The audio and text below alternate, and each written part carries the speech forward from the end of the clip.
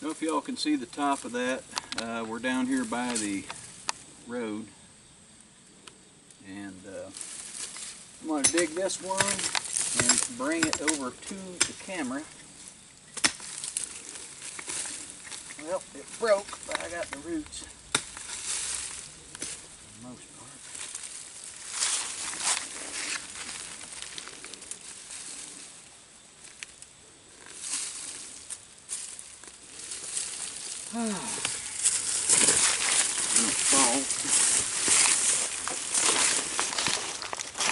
Now again, we're along this old country road.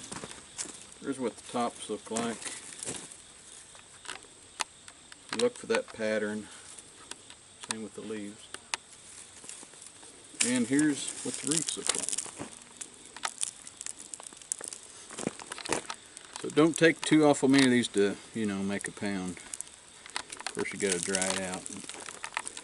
We're going to show you that process: chopping it, washing it, and drying it. Black Cohosh. Yeah, here's a dead one. Don't know if I stated this previously, but I realize everyone doesn't have a concrete mixer to wash theirs in, but we'll get to that. Right now we're in the process of digging.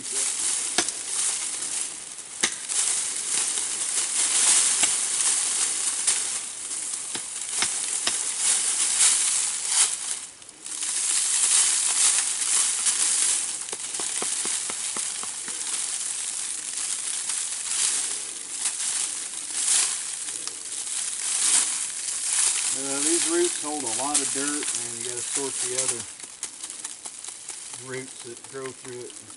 Get all the stuff out of there you don't need. That's not a bad one there. Okay.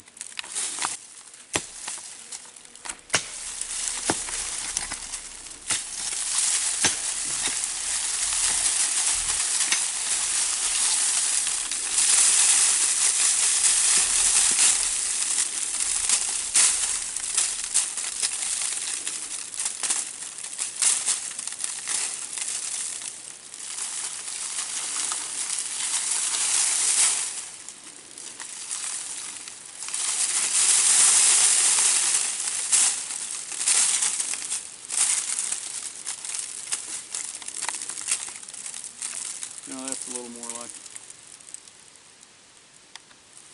Alright. That last root didn't pan out, so we moved up the road a little bit, and we found some here that's dying. So let me see if I can find a piece out of here. If I can stand on this bank.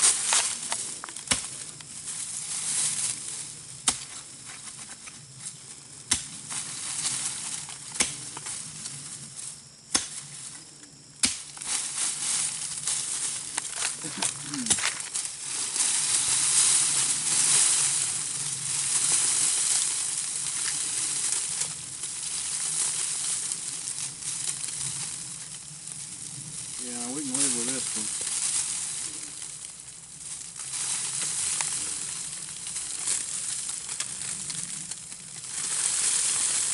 Let's try to knock the dirt off of it.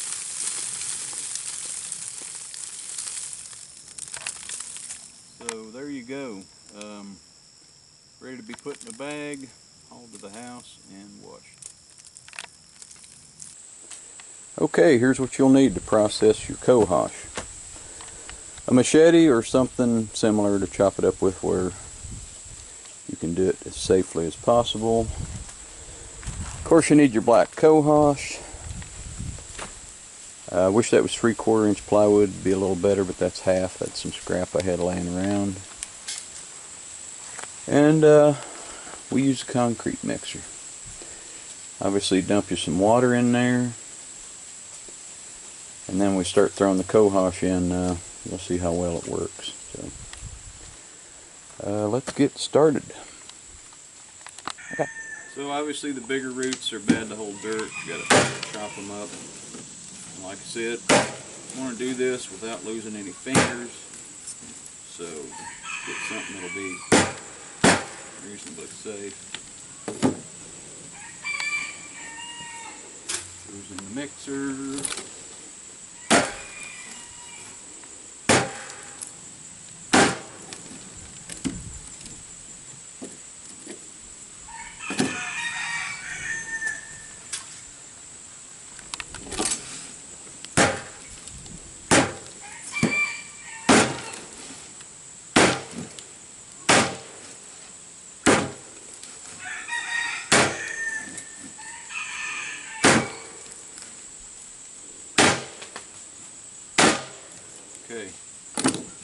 the idea.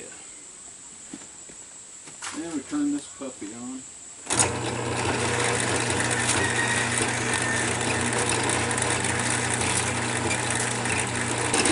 Yeah, you can see her churning away in there.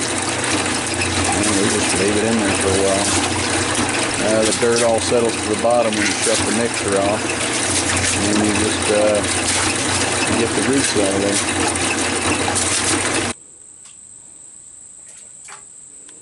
Then you get your clean cohosh out.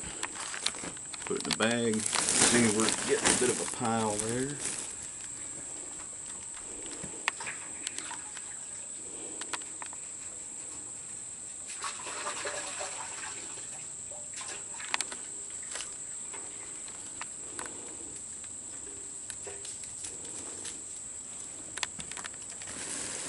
Some of it has long roots. But that's it. Keep doing that and then we'll go dump this out. Here's one of our drying spots. It's an unfinished part of the house I've been working on for I don't know how many years. You can see I got insulation stacked up over there. There's stuff that came out of the attic. There's the old house. There's the doorway I cut through to the existing structure. But anyway, it stays really warm out here, and we got a fan going and just blanket down. So, because this takes up so much room to dry, when it dries here, we move it down to the basement. So I'll show you that. We just kind of shift it around. The next wet batch will come up here first. So let's walk downstairs and I'll show you what we've got dried down there. See, there we got a bit more waiting to be processed. We usually wait till we get a good bit. So again, storage room. Now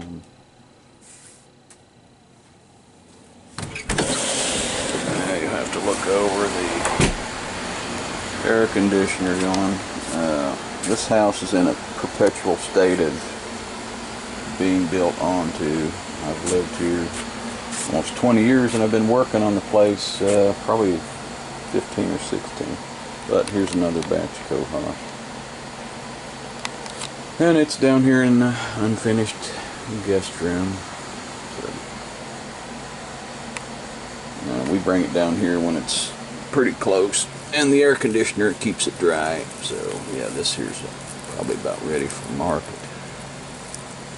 So I'm going to weigh this. I think there's about 10 pounds there, maybe 12.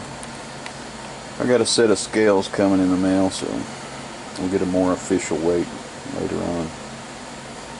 So yep, well, that's our two drying locations at this point.